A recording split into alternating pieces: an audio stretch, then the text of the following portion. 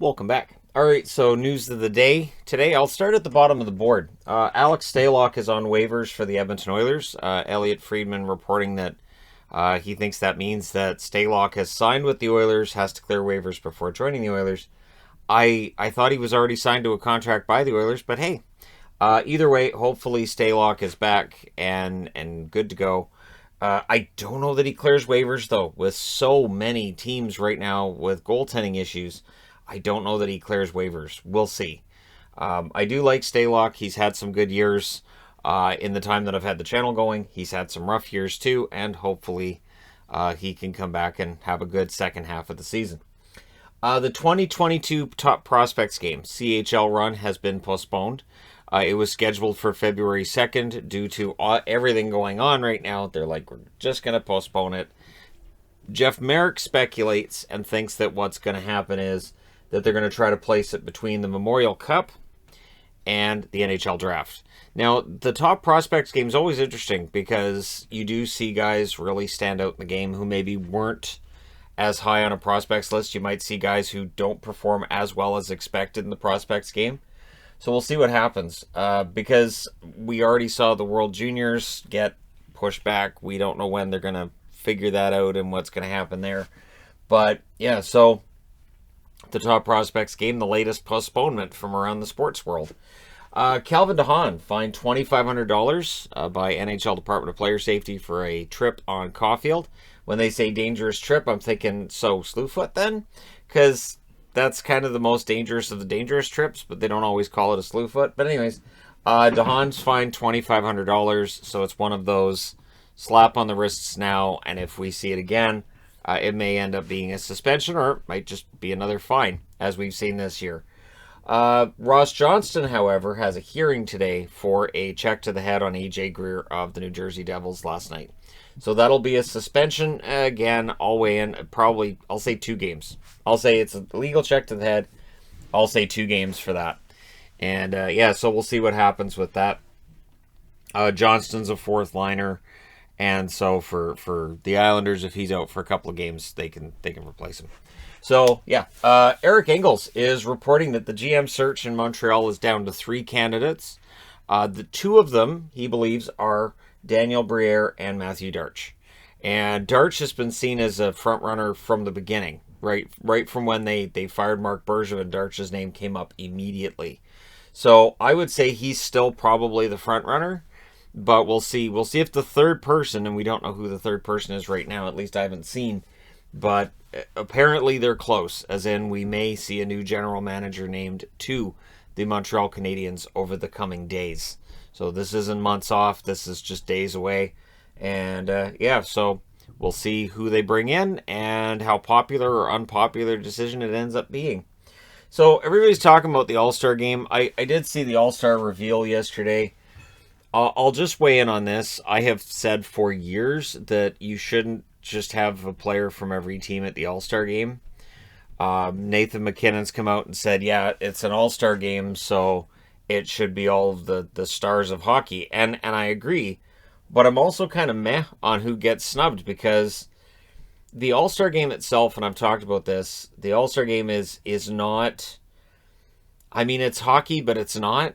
Like when you're watching it, you're like, like you could just turn it off and it's fine. It doesn't matter. There's no really big emotional investment in the All-Star game.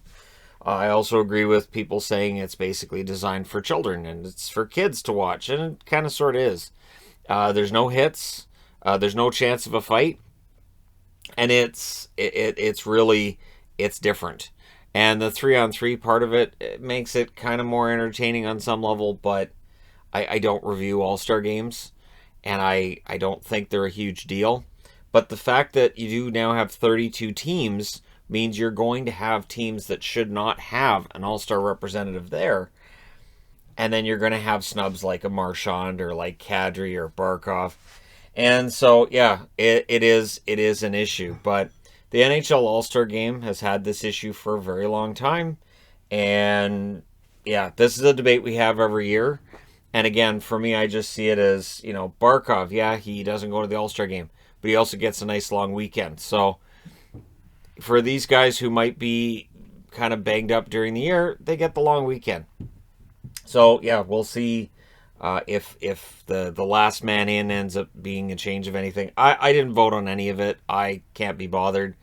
The last time that I voted on anything All-Star related was the Vote for Rory campaign, which of course the NHL stepped in and put a stop to. Although no, the John Scott one too, I got in on that one. But yeah, the NHL just takes any of the fun out of it and makes sure you have as little say as possible. So yeah, and then the people go into the All-Star game, even the players say, "Well, I don't know about these guys because they're not as good as the ones that aren't going." And again, I kind of understand the 32 team thing, but at the same time, yeah, it the whole thing's kind of mad to me. But anyways, there you go. Last night's Kurashev goal clearly upset some people, so I'm going to just talk about it. I understand why the review was done the way that it was. And you can be in the zone before the puck. So if you're carrying the puck, you can precede the puck into the offensive zone. It's not considered offside. So it throws people off when they see this, that a guy's got both of his skates in the offensive zone and the puck is outside the blue line. It's not considered offside if you have control of the puck. If you're being passed the puck and you haven't received it yet, obviously you're offside. But if you control the puck, no. And then there were also complaints about the fact that he's net crashing and the net comes off. If the net's knocked off by the defending team, you just look to see if the puck goes where the post would have been. And again, it's pretty consistently called.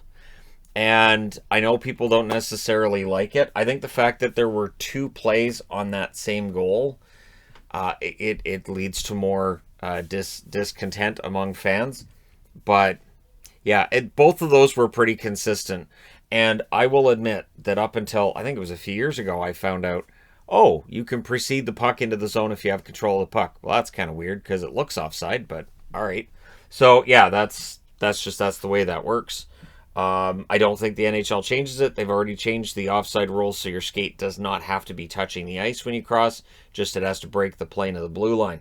So yeah, I know that won't make everybody happy, but I just wanted to throw that in there. The St. Louis Blues have a pretty solid record when they're behind after the first period. They have a 6-2-1 record when they're behind after the first. They're the only team in the National Hockey League who are 500 or above when they're behind after the first period.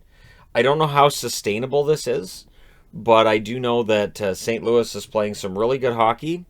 I again, at some point you have to think that being behind, it's going to start to bite them. But that's only 9 games out of, 35 that they've played so far or whatever. So, yeah, I mean, I think they'll be in the mix when we get to the playoff time. And the fact that they do show that they can come back in games, that can be great in the playoffs too, right? So we'll see. So yeah, there you go. Then we're right back to the Stalock thing. So let me know your thoughts in the comment section below as always. Don't forget to hit like and subscribe if you're browsing your way through. You just happened upon this video. Thank you guys so much for watching, for all your support. I will talk to you again soon.